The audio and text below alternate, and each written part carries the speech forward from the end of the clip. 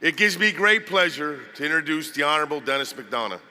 Before coming to the VA, he served as the 26th White House Chief of Staff and as Principal Deputy National Security Advisor.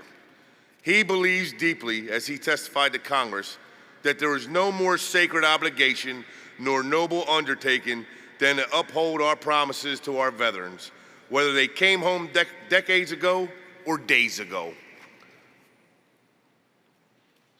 Let me tell you, take the politics out of it. I don't care where you stand on which side of the aisle.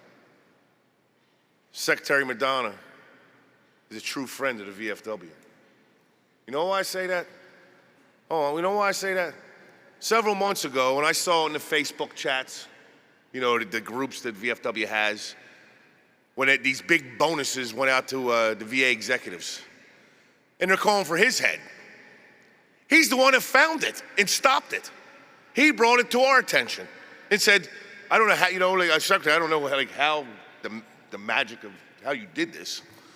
He found it and said, this is bullshit and we're going to stop it. So thank you for that, Mr. Secretary. Please join me in welcoming a true friend to veterans in the VFW, the 11th Secretary of Veterans Affairs, the Honorable Denis McDonough.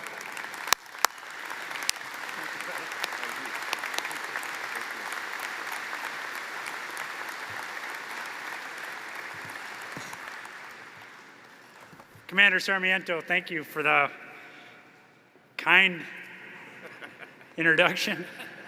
You're going to get me in trouble here, man. Thank you for inviting me once again to join this awesome annual convention.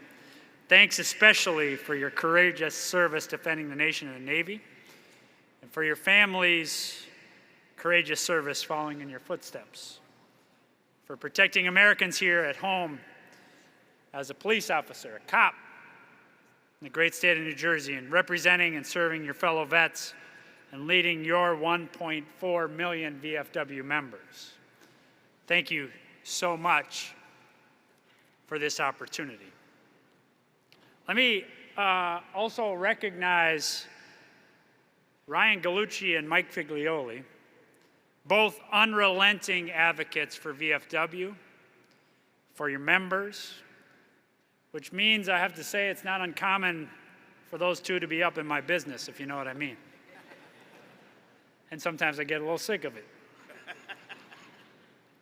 A quick PSA, as many of you know, we have a claims clinic in Exhibition Hall, and the VHA Health Clinic is in the upstairs concourse. I just went and saw them, and we've already had a couple hundred vets over there for the C&P exams or to update the claim. So I'm not going to give you the numbers. I just want you to know that they're here for one reason. They're here to serve you. So please see them before you leave this week. It's a great honor to be with you again, especially on such a historic occasion, your 125th National Convention. Let me just begin by reinforcing something I've said before. No one does more for vets than you. Veterans have no better advocate than you. As you said last year in Phoenix, Commander, advocacy is the heart of the VFW.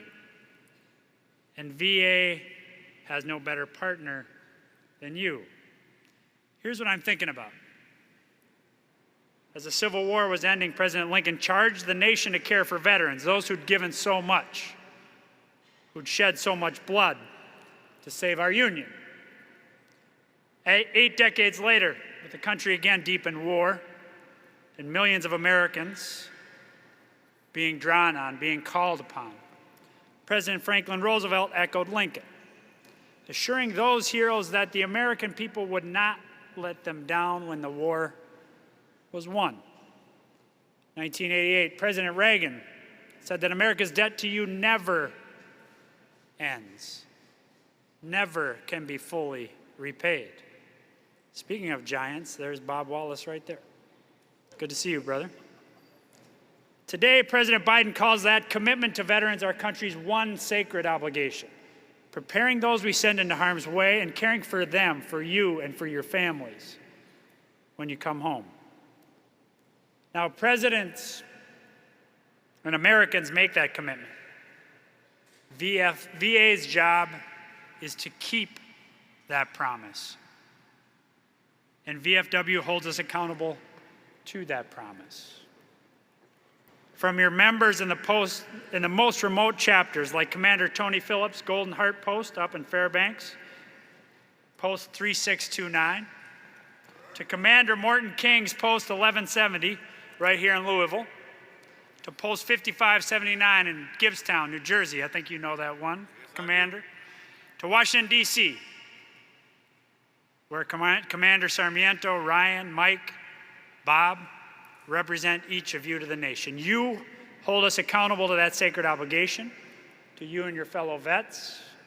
With your powerful advocacy, you hold VA accountable, you hold me accountable. Accountability is making sure VA is caring for you with the kind of conviction, determination, and devotion you showed when our country needed you the most. Making sure we at VA are working for you. Let me repeat that. We, all of us at VA, work for you. You remember last year in Phoenix, I reported out on that work. I told you we had a record-setting year. I told you we'd deliver more care and more benefits to more vets than at any other time in our nation's history. This morning here in Louisville, I can tell you that it's been another record-setting year, because rather than expecting you to change your life to fit into VA, we're changing VA to come to you across the country. That means over 550 in-person claims clinics this year. That means connecting to you in person, like today here at the convention, as well as over email, text, through the media, all in the interest of fitting VA into your life. That's what the National Cemetery Administration's outreach is all about, a relationship that can help give you peace of mind, give your family peace of mind, so when that day comes, everything's taken care of. To make that easier on you and your loved ones, NCA has reduced from months to weeks the turnaround time for pre-need eligibility applications for memorial benefits. And they're replicating that kind of responsiveness for your other memorial benefits, burial allowances, memorial flags, headstones, markers, medallions. That's working for you. And taking that mindset means getting claims decisions faster. A decade ago, decisions on average took nearly a year. Today, it's less than half that. We're faster for a number of reasons, not least because we grew our workforce. And that workforce means business. Last year, they made nearly 2 million claims decisions for vets. This year, they're on track to make more than 2.5 million claims decisions, and they've broken the monthly claims production record 3 times. More good news, you've been filing more claims than ever since President Biden signed the PACT Act 2 years ago, nearly 4.5 million claims so far. But even with all of that, I worry we're coming up short.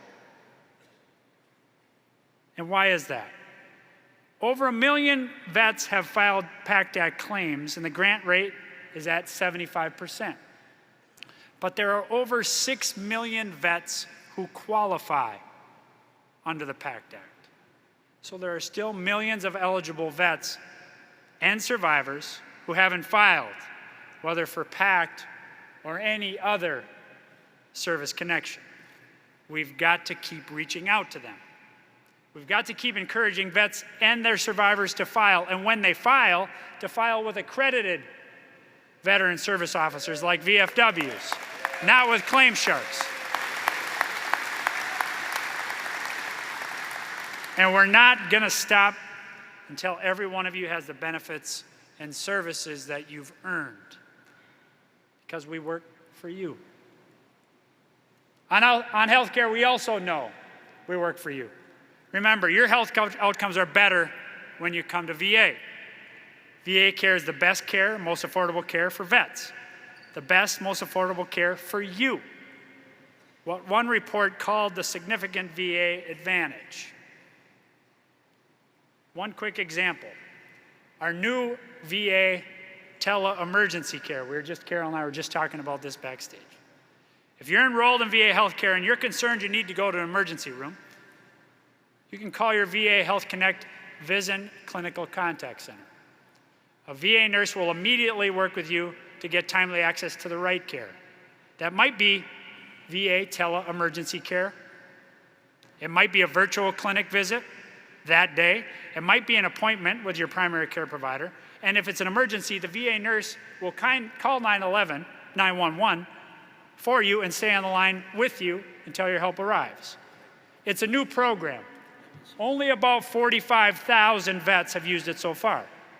Nearly 60% of them who've called for help had their issue resolved on the phone with a tele-emergency care encounter. Clinical contact centers are open 24/7.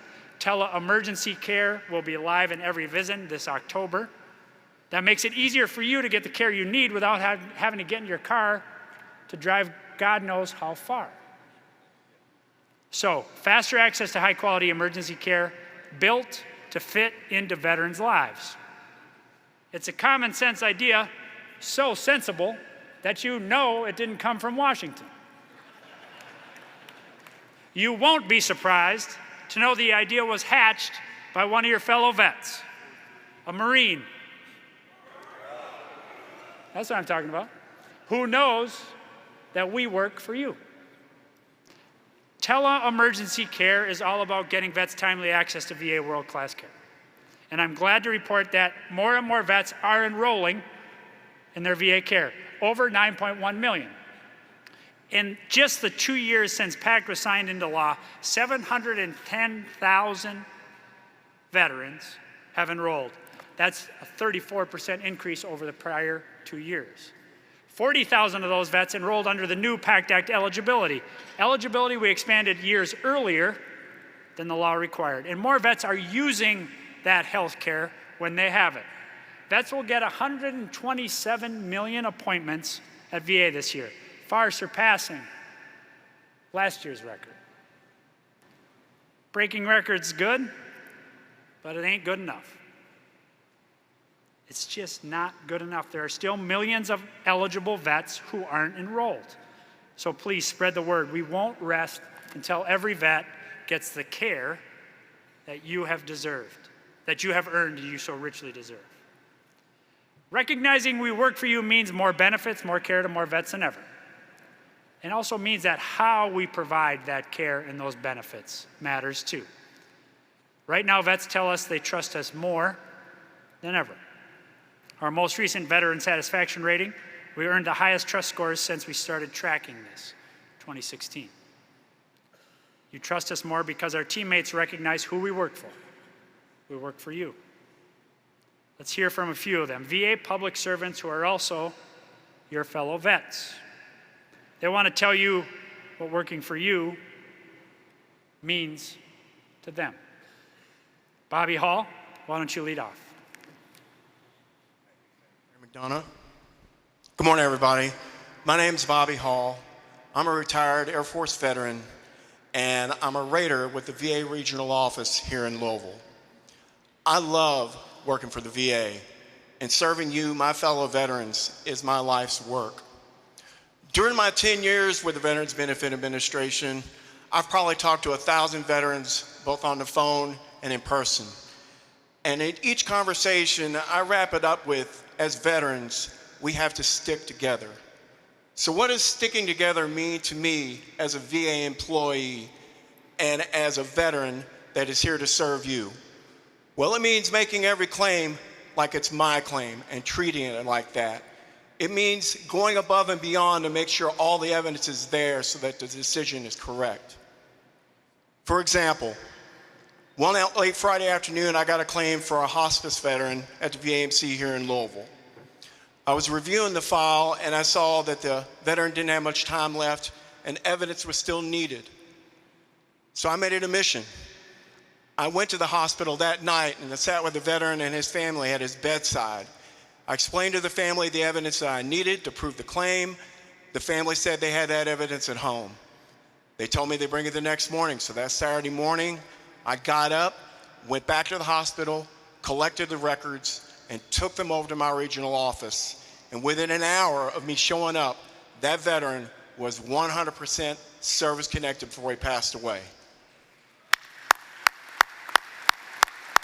I had another veteran, Navy veteran, served on the USS Okanogan. My research told me that that was a brown-water Navy ship, and because this veteran had terminal cancer, he should be granted benefits. Well, there were others in my office that weren't so sure. So we ended up sending that claim up to central office in Washington, D.C. Central office made the determination that that veteran should be granted benefits. So within an hour, that veteran was 100% service-connected. Another case I had was for a veteran that had cancer that had spread. He was in bad shape. He had so much cancer, I couldn't determine the source of that cancer, so I made it a mission to contact this veteran so I could speak to his oncologist. During the conversation, the oncologist showed me where the cancer started, and within an hour of that conversation, that veteran was 100% service-connected, along with being granted permanent total status and special monthly compensation for housebound. This is the kind of work we do every day for the veterans we serve. This is the kind of work that you, as my fellow veterans, deserve. Not every claim has been easy, and not every claim has been clear. And I've shed some tears along the way for the veterans that I couldn't get to in time. But I get right back up, and I move to the next veteran up, because that's what you deserve. As I said in the beginning, I love what I do, and this is my life's work. And as veterans, we have to stick together. Thank you. I would like to hand the mic over to my friend Jason. Thanks, Bobby. Good morning. I'm Jason Broker, and I've been with the VA National Cemetery Administration, the NCA, for almost 20 years now. At NCA, we're deeply committed to honoring veterans with their final resting place in our beautiful national shrines across the country, and with lasting tributes that commemorate your service to our nation. Our mission, our focus, and our commitment are to serve you and all veterans and their families with the utmost dignity, respect, and compassion. And we want our national cemeteries to be the place that inspires visitors to understand and appreciate your service and your sacrifices. It is my honor to be the Assistant Director for the Kentucky's National Cemetery. Consists of 7 national cemeteries in Kentucky, 1 soldier's lot, and 1 national cemetery in New Albany, Indiana, where I began my career. It's always been my privilege to serve and support all of you, my fellow veterans, and your loved ones. This job is very fulfilling to me. It is an amazing job. The staff at our national cemeteries are mostly veterans like me and you. I've worked at several national cemeteries and with many different NCA colleagues. The care and devotion my coworkers show every day motivates me. The teamwork and dedication I see every day from all our employees makes me want to always go above and beyond in serving you and your families. It really does inspire me. I have seen a lot over the years working for the NCA. But there are always those 1 or 2 stories that leaves me grateful and thankful for the life that I have been blessed with today. I will never forget about a burial when I was foreman at the Camp Nelson National Cemetery about 100 miles east of here in Nicholasville, Kentucky. We buried a child of a veteran that day, and I still can't imagine how much grief and sadness that veteran and his wife must have felt that afternoon. The burial was dignified and caring, just like all our burials in national cemeteries. And as sad and difficult as it had to be for those parents that day, they still stopped to tell me this: thank you and your staff for everything that you do. I will never forget those powerful words. They reminded all of us of just how important our job is, helping veterans and their families in some of the most difficult moments in their lives. Let me close with this. When I left the military, I had no idea about burial benefits VA provides. I want to encourage all of you to look into your burial benefits through VA. And I want to encourage all of you to visit one of the many national cemeteries across the country if you have not already. They are some of the most beautiful places in America. Thank you for letting me share some of my experience working and caring for you and your families at VA. We'll now hand it over to Daryl. Good morning. Thanks, Jason. My name is Daryl Kyle. I'm an Air Force retired veteran, 26 years all active duty. I was a aircraft repair journeyman on fighter and cargo aircraft, probably about 20 different systems, and it's a love of my life to serve. I've worked at the VA Memphis now for 14 years with some hard-charging colleagues who take a lot of pride in helping vets. I happen to be a voc rehab specialist. It's been a labor of love, as I mentioned. As a voc rehab specialist, we go to veterans. We meet veterans where they are, literally, okay? That can mean canvassing the Memphis Metro for veterans living under bridges, in cars, and in homeless shelters. When we connect with these vets, we find out what their needs are and offer supportive services to meet those needs. Finding a job is central to what I help vets do. Let me tell you about just one. We'll call him Mr. Smith. He was unemployed and homeless, and he also changed my life. In our first appointment, Mr. Smith told me right off the bat, big personality, Mr. Kyle, I need to get a job that will help me take care of my 3 girls. He called his little girls his angels. I told him it's all gonna work out. So I helped him write a resume that highlighted his culinary talents. With that, he got a job at the hospital's canteen as a line cook. In a short period, Mr. Smith was making a livable wage, and he was a favorite amongst the employees and veteran patients because of his warm personality and his height, 6'4". Mr. Smith also wanted not just a place to stay, but a home. My social work colleagues in homeless services helped him find that. When he was settled in, he called me with that big personality. You're not gonna believe this place, Mr. Kyle. He said it's totally renovated, 3-bedroom, all brand new appliances. All that's missing is a white picket fence. He said, my angels, he said, will love it. I reminded him how it was his work and focus that got him his job and a safe place to stay for his little girls. And with a job and a home, he got custody of those same girls. He said, you know what? You were right, Mr. Kyle. Everything is working out. Mr. Smith was motivated and upbeat, and I cheered him on because he was winning in life. One time he told me that he was a poet, and he showed me these odd pieces of paper, probably 50 or 60 just pieces of paper where he had grabbed them and wrote down a creative moment. With a big smile, he said, I hope you can help me find somebody to make these poems into a book for my angels to have someday. Well, ladies and gentlemen, that I wasn't able to help him with.